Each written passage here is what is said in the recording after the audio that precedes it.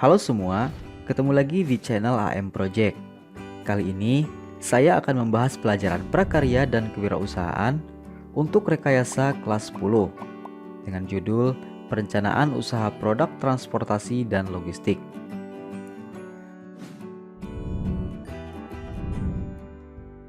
Transportasi adalah perpindahan manusia atau barang dari suatu tempat ke tempat lainnya dengan menggunakan sebuah kendaraan yang digerakkan oleh manusia atau mesin.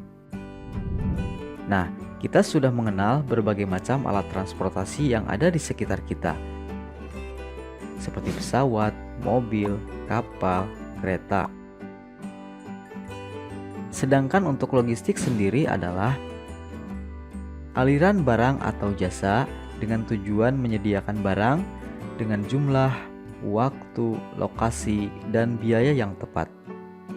Jadi, bisa kita simpulkan, produk transportasi dan logistik adalah sebuah alat untuk memindahkan manusia atau barang agar lebih efektif dan efisien. Kenapa kita harus membahas bab ini? Karena masyarakat di sekitar kita, bahkan kita sendiri, masih kurang bisa memanfaatkan teknologi dalam setiap aktivitas kita, terutama pada transportasi dan logistik ini. Kita masih saja asal dalam menggunakan alat transportasi. Yang penting sampai pada tujuan, tetapi tidak mempedulikan apakah efektif atau tidak. Nah, untuk mengetahui transportasi tersebut efektif atau tidak, ada beberapa faktor. Faktornya adalah sebagai berikut. Yang pertama adalah jarak tempuh. Jarak yang akan ditempuh, apakah berjarak dekat, sedang, ataupun jauh. Kemudian sistem penggeraknya, apakah menggunakan katrol ataukah menggunakan roda gigi. Yang ketiga adalah jenis barang. Barang yang kita bawa bisa berupa padat, cair, ataupun gas. Faktor berikutnya adalah sistem kendali. Untuk pengendalinya, apakah menggunakan komputer, mesin, ataukah manusia.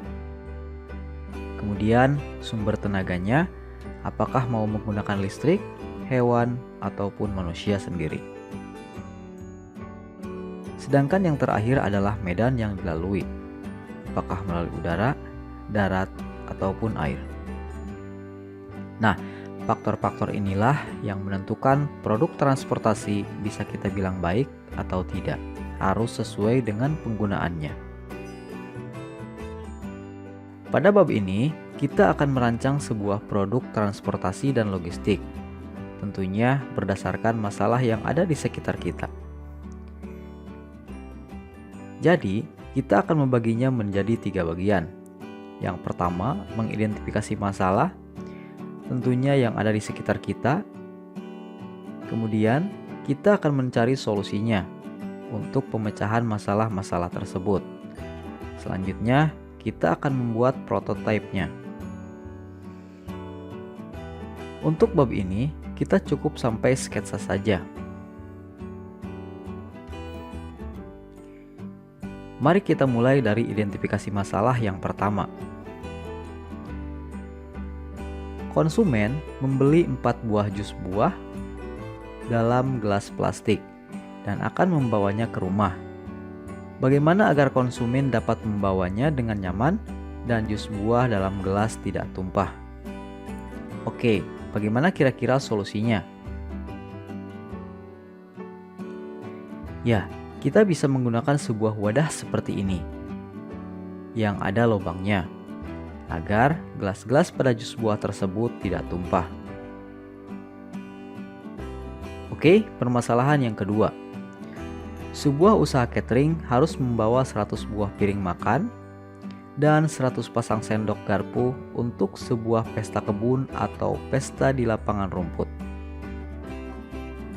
Bagaimana agar piring-piring tersebut dapat dibawa dengan aman ke lokasi pesta yang tidak memungkinkan dijangkau mobil? Oke, bagaimana pemecahan masalah ini? Untuk pemecahan masalah ini kita bisa menggunakan 2 alternatif. Yang pertama, apabila lokasinya masih bisa dijangkau dengan troli, maka kita menggunakan troli. Ya, tentu saja di atasnya diletakkan wadah agar piring-piring tidak mudah jatuh. Tetapi, apabila lokasinya tidak memungkinkan untuk dilalui roda atau troli, maka kita bisa membuatnya dalam bentuk tas seperti pada sketsa berikut ini. Untuk permasalahan yang ketiga, ini adalah tempat budidaya jamur. Biasanya, budidaya jamur ditempatkan pada rak-rak vertikal seperti ini. Dan ketika ingin panen, biasanya petani akan membawa sebuah keranjang dan hasil panennya ditaruh di keranjang tersebut.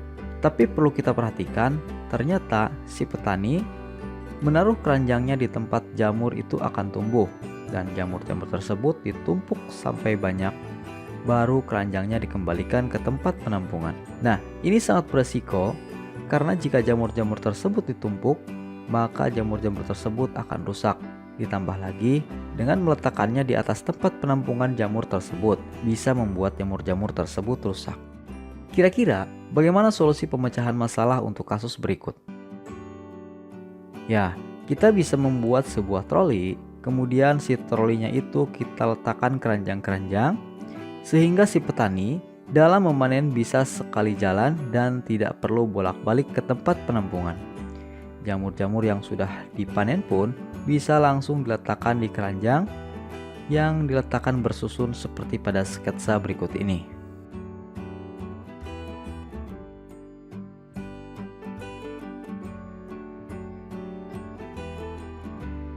Oke, selanjutnya untuk masalah yang keempat. Ini adalah tempat penampungan semen. Bisa kalian lihat, di sini terdapat beberapa pekerja yang akan mengangkut semen-semen tersebut untuk memindahkannya ke tempat lain. Permasalahannya di sini, berapa lama waktu yang dibutuhkan untuk pekerja tersebut memindahkan semen-semen tersebut. Ditambah lagi, dibutuhkan banyak tenaga untuk memindahkannya. Kira-kira bagaimana solusi pemecahan masalah untuk kasus berikut ini? Solusinya, kita bisa menggunakan sebuah forklift. Bisa kalian lihat pada video ini, petugas hanya dibutuhkan 2 orang saja. Satu untuk mengendarai forklift, dan satunya lagi untuk menyusun semen-semen yang sudah dipindahkan.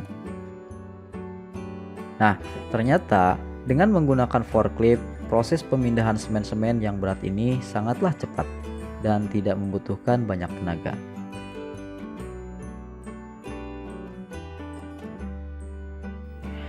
Oke, kita sudah belajar berbagai masalah-masalah yang ada di sekitar kita dan pemecahan solusinya. Sekarang, tinggal bagaimana kita mengedukasi masyarakat di sekitar kita bahwa produk teknologi ini diciptakan bukan untuk mempersulit kita, tapi untuk mempermudah kita dan mendapat keuntungan yang lebih banyak. Mungkin pembelian awalnya agak sedikit besar, tapi penggunaan jangka panjang ini sangat bermanfaat bagi kita. Nah, selanjutnya kalian silahkan cari masalah-masalah yang ada di sekitar kita, kemudian buatlah sketsanya dan ciptakanlah sebuah produk baru untuk membantu kehidupan manusia. Sekian dari saya, semoga bermanfaat. Sampai ketemu di pembelajaran berikutnya.